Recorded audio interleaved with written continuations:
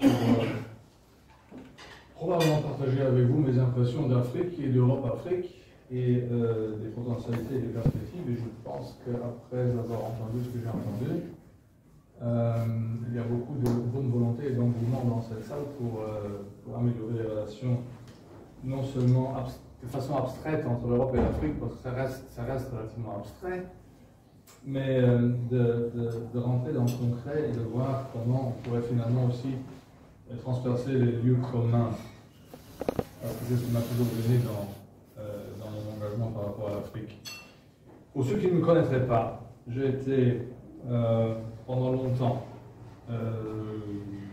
mandataire d'un grand parti luxembourgeois, pour lequel j'ai aussi été député européen pendant 10 ans. J'en ai été président, j'en ai été évincé, et j'ai pris mon mal en patience et je me suis relancé dans d'autres affaires qui sont encore une fois en relation avec l'Afrique, parce qu'il se trouve que pendant mes 2 mandats au Parlement européen, je m'étais épris de ce continent où j'ai fait plus de 100 séjours pendant 20 ans. J'en suis, comme vous, à une quarantaine de pays. Il en manque quelques-uns de cruciaux pourtant, comme le Congo, par exemple, où je n'ai jamais été, j'aurais dû y aller, ça n'a pas marché.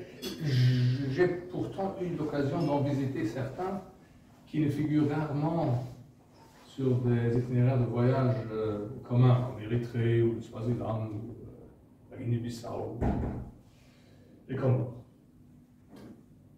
Ce qui fait que je prétends avoir eu pendant un certain moment une relation étroite avec l'Afrique, que j'aime, que j'adore, mon continent, dont je reconnais le potentiel, et dont je déplore, non qu'il soit traité de façon paternaliste par nous, mais qu'il soit encore et toujours incapable de s'émanciper sans chercher la confrontation avec l'Europe. Je considère que cette obsession africaine, 60 ans après la fin de la plupart des colonisations, 40 ans après les dernières, de vouloir se définir par rapport à une colonisation qui est bel et bien révolue, nuit au continent. Et je m'explique, je vais vous dire, le Luxembourg a été le premier bailleur de fonds international du Niger. Le premier. Personne ne le savait, nous l'étions. Plus que la France, plus que n'importe qui d'autre. Au Niger, après des années d'efforts, nous avions réussi à faire en sorte que la natalité par femme baisse de 9 enfants à un peu plus de 6. Ça peut encore paraître énorme, mais par rapport à ce que c'était génial. Les dirigeants du Niger nous accompagnaient dans sa démarche et nous accompagnions les dirigeants élus du Niger. Le président déchu, démocratiquement élu, était convaincu du bien fondé de cette démarche, tout comme son prédécesseur.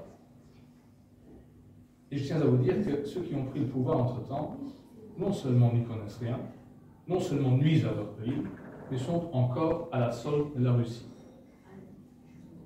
Tout comme au Burkina Faso, tout comme au Mali, tout comme en Centrafrique avant ça, tout comme en Guinée, et tout comme en toutes sortes d'autres endroits en Afrique où aujourd'hui on applaudit la soi-disant volonté populaire qui se supplanterait à ce colonialisme hypothétique duquel nous affluerions aussi encore le continent.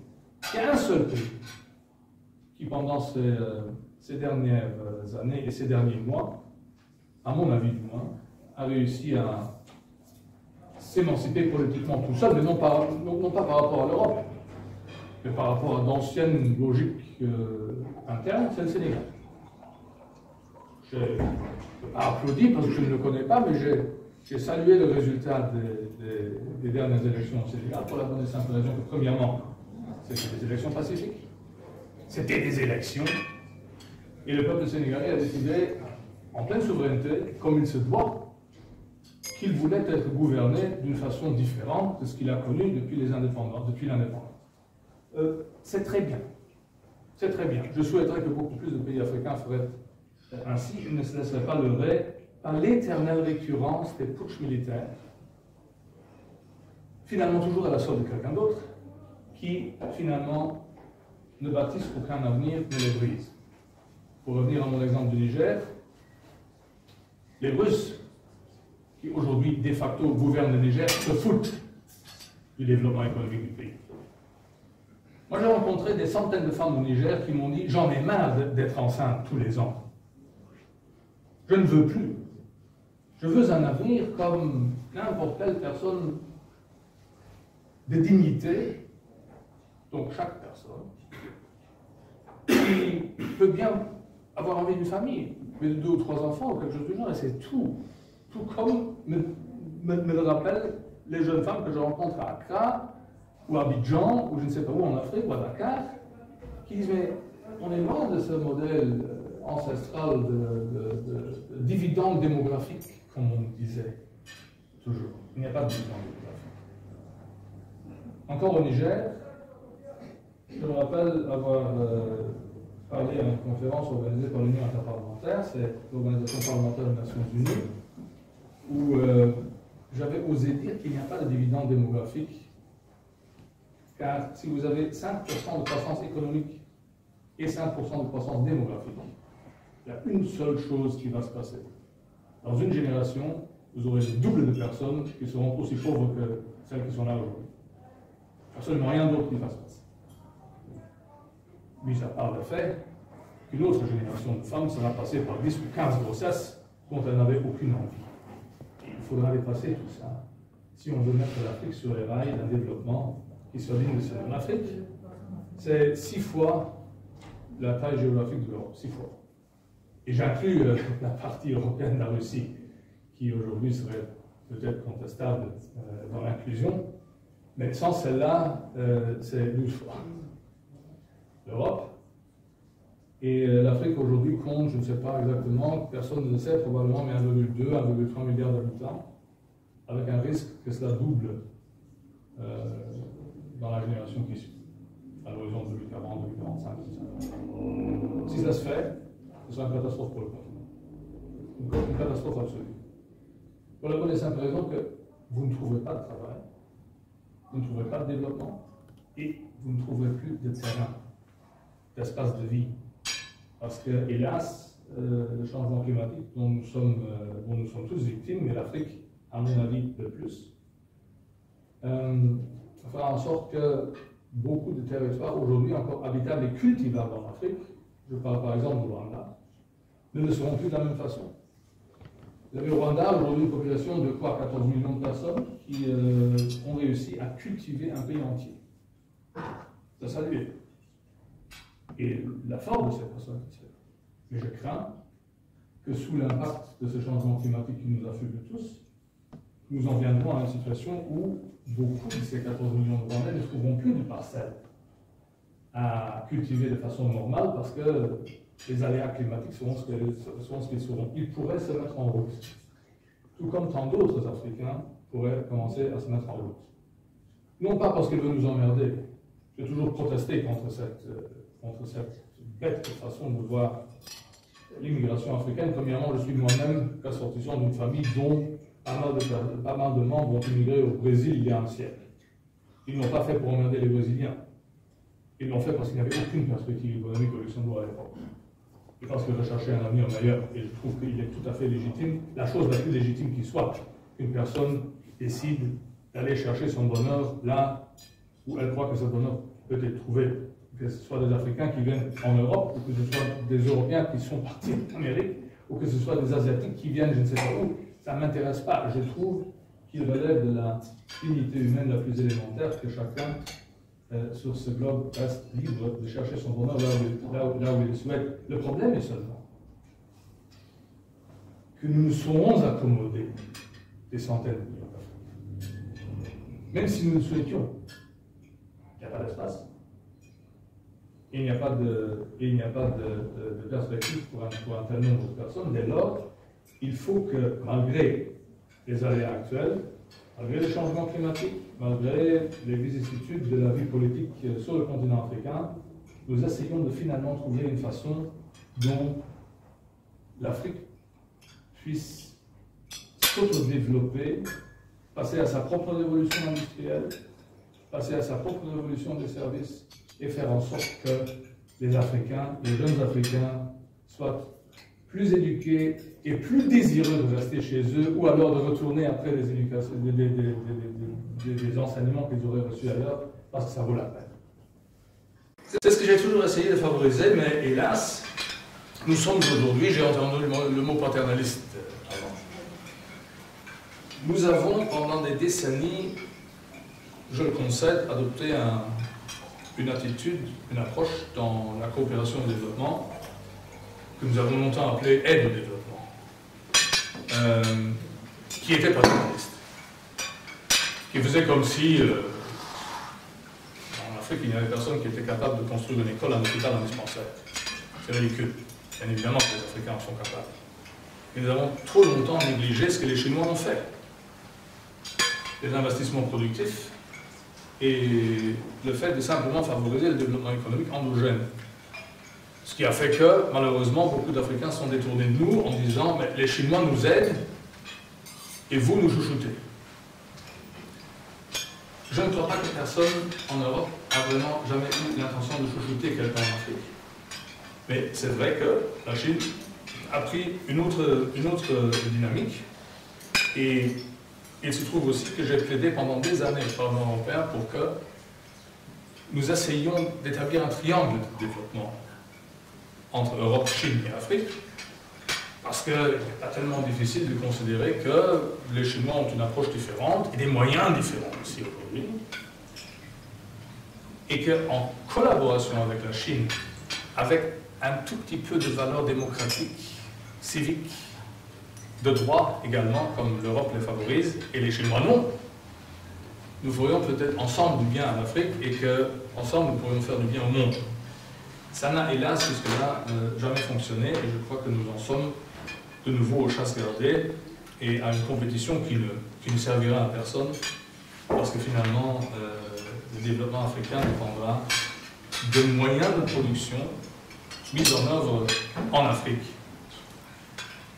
J'ai entendu des représentants d'assurance ou de développement économique nous parler ce soir avant de risques. Les risques sont réels, mais ils sont en fait exagérés. Le fait est simple. Il n'y a aucun mal à investir en Afrique. Il y a peu d'États en Afrique qui vous confisqueraient vos investissements. Peu. Je peux que l'un ou l'autre reste, mais en règle générale, cela ne se ferait pas. Il y a de bonnes raisons de croire que si vos conditions d'investissement sont telles aujourd'hui, elles seront encore telles dans 5 ans et dans 10 ans. Mais il y a exagération de risque pour la bonne et simple raison que dans nos départements de compliance, nous faisons comme si, et là c'est du vrai paternalisme, et c'est pire, nous faisons comme si c'était une terre de sauvages.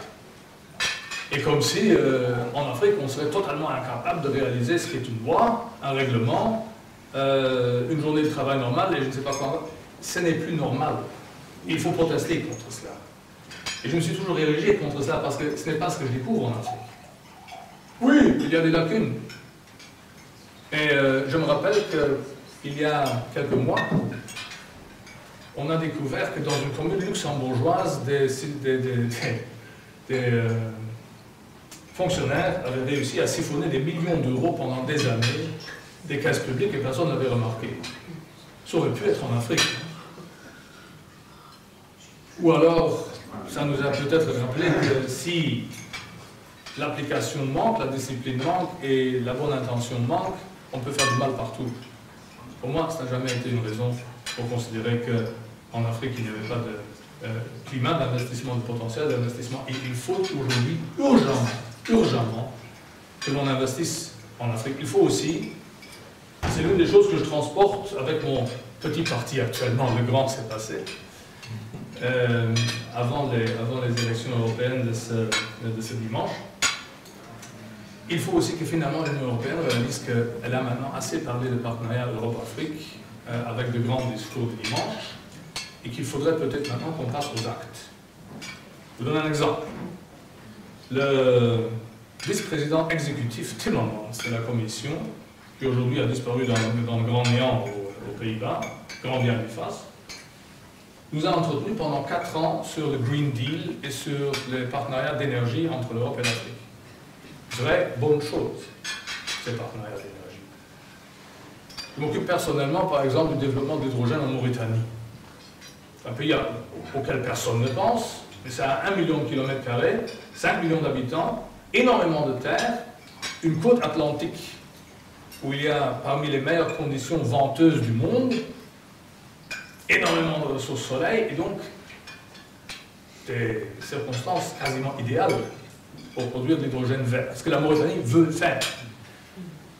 On a promis à la Mauritanie, mais aussi à la Namibie, à l'Afrique du Sud, à l'Égypte, au Kenya, à la Tanzanie, à peu près à tout le monde, qu'il y aurait énormément de moyens publics qui seraient rendus disponibles pour précisément dérisquer, comme on dit en anglais et en français moderne, les investissements privés dans le secteur de l'énergie. Il n'y a eu aucun centime d'investi. Aucun centime, jusqu'à cela. Je trouve cela lamentable, déplorable, hautement problématique, parce que si on l'avait fait, la Mauritanie serait en train de préparer son entrée dans une révolution industrielle propre. La Mauritanie ne dispose pas seulement de ces conditions-là, mais également de réserves énormes de minerais de fer. Ces minerais de fer, réduits directement par hydrogène sur place, feraient en sorte qu'on assisterait à la première transformation industrielle dans ce domaine en Afrique de l'Ouest, dans l'histoire, et ça voudrait signifier qu'à partir de là, on bâtit des filières industrielles qui révolutionneraient une économie qui jusque-là n'a fait que exporter des ressources minières. C'est ce qu'il faut à l'Afrique. De la transformation, de la production industrielle, une économie de services qui pourrait se greffer sur ça, et je reviendrai à la fin au Niger. Précisément pour la même raison. Au Niger, il y a 10 ans, c'était dans le cadre d'une mission du Parlement européen où on parlait avec tout le monde, et on parlait surtout de migration et de terrorisme islamique, déjà une menace à l'époque. Et à un moment donné, je posais au ministre des Finances la question: combien de transactions financières sont bancarisées actuellement au Niger? Il me répondait 6%.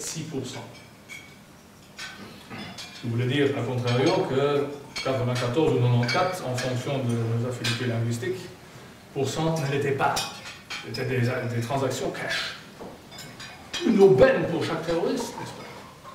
Parce que finalement, si on ne trace pas vos transactions, vous faites ce que vous voulez, vous financez ce que vous voulez, vous emmenez votre cash d'où vous voulez et vous le placez où vous voulez. Et on aurait dû, à l'époque, s'engager dans une démarche de transformation de l'économie nigérienne dans une économie beaucoup plus bancarisée qui aurait à ce moment-là également permis une redistribution, une collecte fiscale. D'abord une collecte fiscale, ensuite une restitution du budget d'État, ensuite une redistribution fiscale et sociale. Bref, la construction d'un État, et si on l'avait eu, on n'avait pas eu la misère qu'on a eu à la fin du compte. Tout cela n'a pas eu lieu. Les banques luxembourgeoises n'ont pas voulu assister. Pour tous ceux qui vous disent « mais on est demandeur pour », non, on n'est pas demandeur pour. On a toujours refusé les opportunités qui se sont présentées par le passé, on n'a rien fait. Les autres acteurs n'ont rien fait non plus, le ministre de la Coopération s'en foutait, le résultat est là. Notre premier partenaire de coopération en Afrique est tombé sous le coup d'un bête putsch militaire dont on n'a aucune idée quand il finira, et dans le cadre duquel un président démocratiquement élu, d'ailleurs un grand ami du Luxembourg et un grand homme, à mon avis, croupit quelque part sans que personne ne sache vraiment comment il va et ce qu'il va pouvoir faire. À la toute fin, je vais encore une fois vous raconter comment toutes les choses peuvent basculer en Afrique parce que j'y ai assisté au premier fois. Et je souhaiterais que ça ne se répète plus jamais et que finalement nous tirions les conséquences de ce que nos forfaits antérieurs ont été. Quand j'étais au Parlement européen, à un moment donné, je me suis porté fort pour que l'on retourne en Centrafrique. Territoire délaissé depuis très longtemps par tous les Européens. À partir du moment où Giscard n'avait plus ses diamants, ça n'intéressait plus personne. il y a eu la guerre civile que vous connaissez, il y a eu toute la débandade du pays. Il y avait, en 2015, 80% du pays qui était sous la coupe et sous le contrôle du groupe de bandes armées. Et sérieusement armés. Pas des gens qui se promenaient avec des pistolets de kermesse, c'était des gens qui se promenaient avec de vraies armes.